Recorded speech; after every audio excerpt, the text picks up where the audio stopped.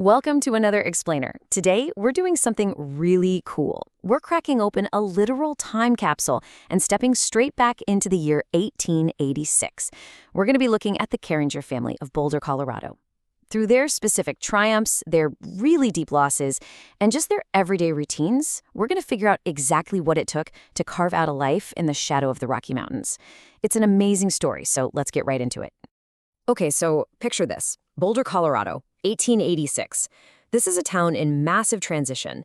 It's actively shutting that rough, kind of chaotic mining camp vibe and blossoming into a much more permanent, established community. You've got hotels and restaurants popping up everywhere, and the population is really maturing. The dust is literally settling, and folks are looking to build lasting legacies, not just, strike it rich overnight and leave. And this right here is the exact environment the Carringer family found themselves in, right after surviving a pretty grueling journey and a lot of previous hardships back east.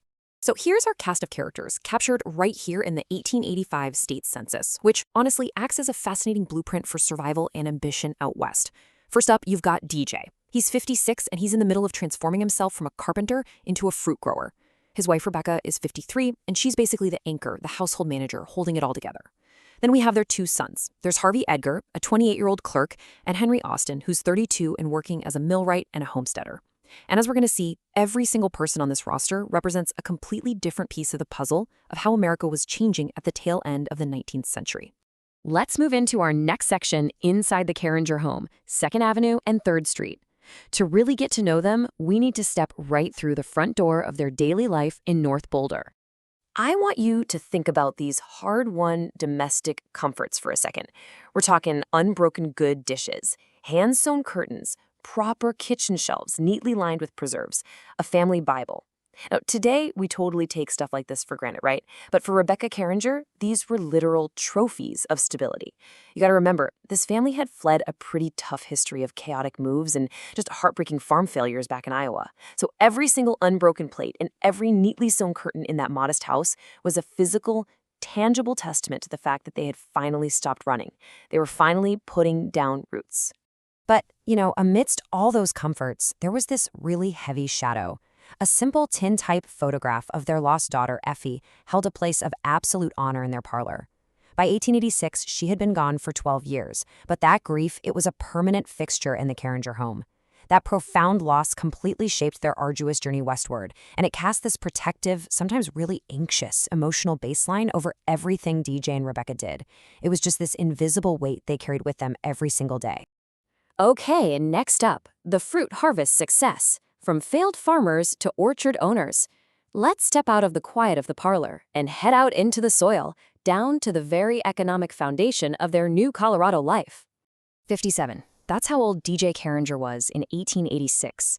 And at 57, let me tell you, decades of carpentry, farming, and tending to those orchards had left him with gnarled hands and a back that must have just ached terribly on those cold mountain mornings.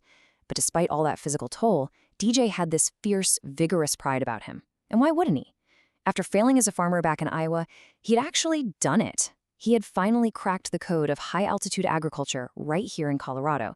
He basically completely reinvented himself from the ground up. So how did this grueling work actually translate into a successful business?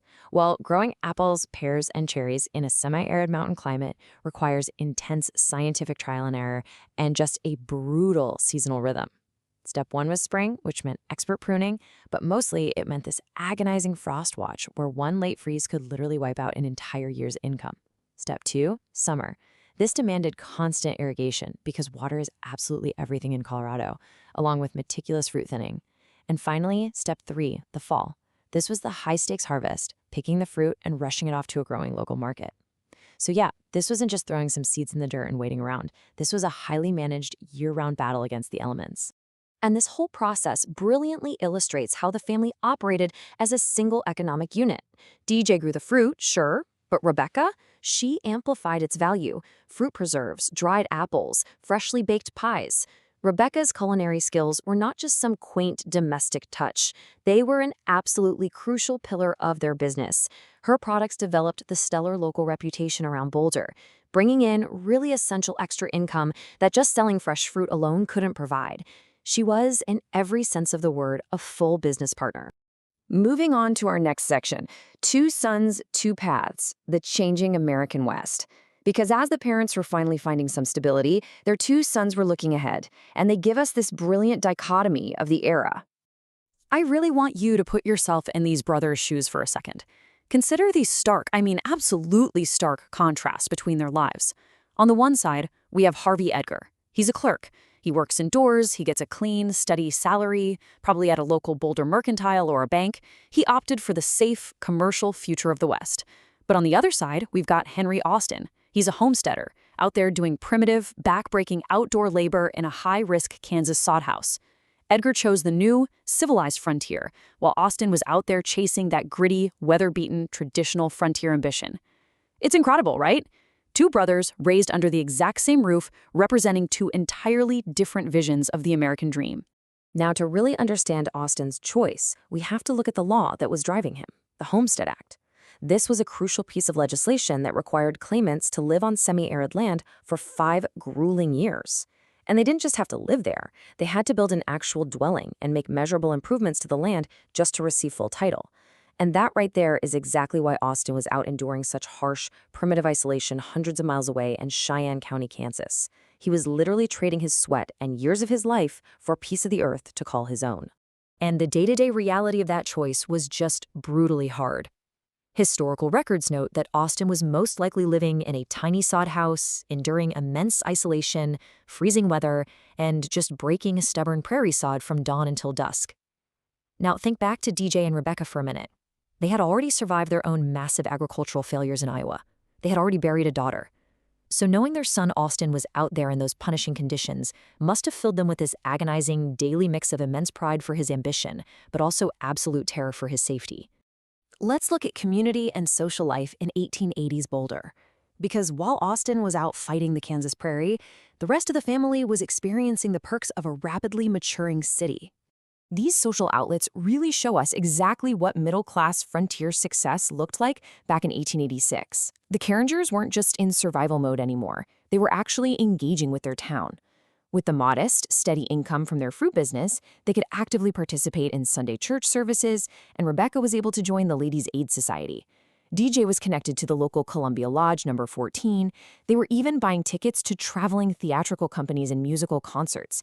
They had fully transitioned from rugged pioneers fighting the elements into cultured citizens of a thriving town. And that brings us to our final section, the future ahead, legacies, and new beginnings. Because this snapshot of 1886 is fascinating, but it's really just one chapter in a much larger, ongoing narrative. Let's take a quick look at how their story unfolds over a larger stretch of time. Back in 1876, DJ secures their future by buying a plot from the Columbia Lodge. Fast forward to 1885, and Edgar is officially recorded in the commercial class as a clerk. Then we have 1886, which is our golden snapshot of their fully established Boulder fruit business. And then, pointing straight toward the future, just 1 year later in 1887, Austin marries Abby Ardell Smith, which sets the stage for his eventual move to faraway San Diego, California. So as you can see, the Carringer story certainly didn't stop in Boulder. Their legacy just kept pushing westward. And that actually brings us to a final thought I want to leave you with today. The Carringers recorded their deepest tragedies, like the heartbreaking loss of little Effie, right alongside their hard-won triumphs, all in a simple family Bible sitting on a dusty shelf in Colorado. Their day-to-day struggles quite literally built the foundation for generations to come. And honestly, it kind of makes you wonder about the records we're leaving behind today. A century from now, when someone looks back at the snapshots of our lives, how will your family's story be read? Thank you so much for joining me on this explainer, and keep exploring the history that built our world.